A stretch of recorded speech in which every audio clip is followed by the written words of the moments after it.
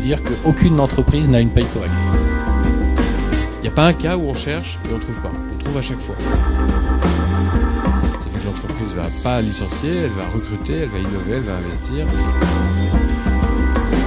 Quel million d'économies en lui faisant acheter mieux. C'est à ça qu'on sert.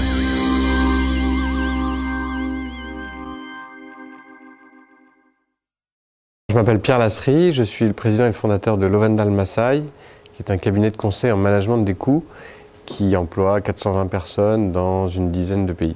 Pierre Le Guinéec, j'ai rejoint Lovendal Massaï il y a un mois, comme patron d'une des business, le groupe social, et je suis en même temps le DRH du cabinet. On a fait 3,5 millions d'économies pour une entreprise dans le secteur des médias, une entreprise très connue, que tout le monde voit très souvent. Et en un an, on lui a fait économiser 3,5 millions de CIR, crédit impôt recherche. 800 000 € en travaillant sur les charges sociales d'une entreprise dans le secteur de la santé, c'était un hôpital.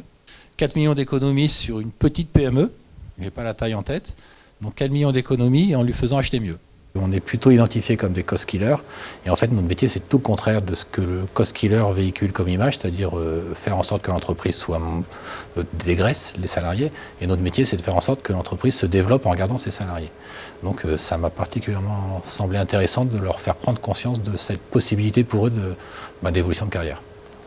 On a réduit les charges sociales, ils sont très contents, ça leur fait plus d'intéressement à la fin de l'année. Vous savez que l'intéressement ça dépend des profits, ça leur fait plus de participation, ça fait que l'entreprise ne va pas licencier, elle va recruter, elle va innover, elle va investir, elle va faire de la croissance externe, elle va exporter dans les nouveaux pays. Voilà, ça c'est à ça qu'on sert.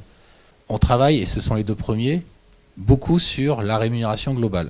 Donc la rémunération globale, c'est de plus en plus une forme de rémunération qui se développe dans l'entreprise. On ne paye plus qu'avec du salaire, mais du salaire, du variable, des avantages, une mutuelle, une retraite, une prévoyance. Et donc sur tous ces éléments-là, il y a moyen de faire des économies à l'entreprise. Alors encore une fois, non pas en baissant le salaire des gens, c'est pas l'objet, mais en travaillant sur toutes les taxes qui sont assises sur le salaire. On travaille sur de nombreux sujets comme les charges sociales, l'absentéisme, les accidents du travail et les maladies professionnelles, la prévention, enfin toutes sortes de sujets que les RH regardent en priorité. Donc l'IGS est un partenaire et un interlocuteur tout à fait naturel pour nous. Une entreprise et n'importe quelle organisation a de plus précieux, c'est son capital humain. Et vous, qui vous préparez au métier du RH, je pense qu'il y a un truc à retenir, c'est ça, c'est que vous allez travailler sur ce qu'une entreprise, une organisation quelle qu'elle soit, a de plus précieux, son capital humain. Ils ne se sont pas trompés parce que les RH c'est super important, c'est une fonction qui est en voie d'anoblissement permanent. Le capital humain c'est ce qui est le plus important, donc nous on est là pour le préserver, eux ils sont là pour le développer. La façon d'aborder leur responsabilité en tant qu'acteur des RH, un vrai conseil c'est oser. On est dans des mondes du travail où on n'ose pas remettre en cause les processus, on n'ose pas remettre en cause les habitudes. On est assez frileux en France sur voir les choses différemment.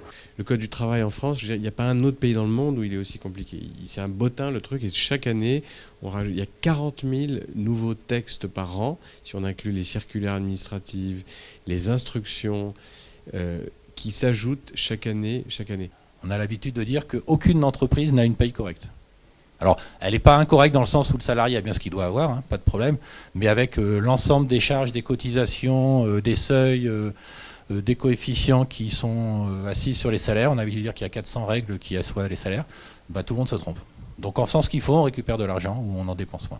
Les RH vont avoir un rôle clé à jouer pour décortiquer tout ça et pour faire en sorte que l'entreprise soit à la fois en bonne conformité par rapport aux exigences légales et puis pas y passer trop de temps quand même parce qu'une entreprise c'est pas fait que pour se conformer aux exigences réglementaires qui sont elles-mêmes de plus en plus importantes.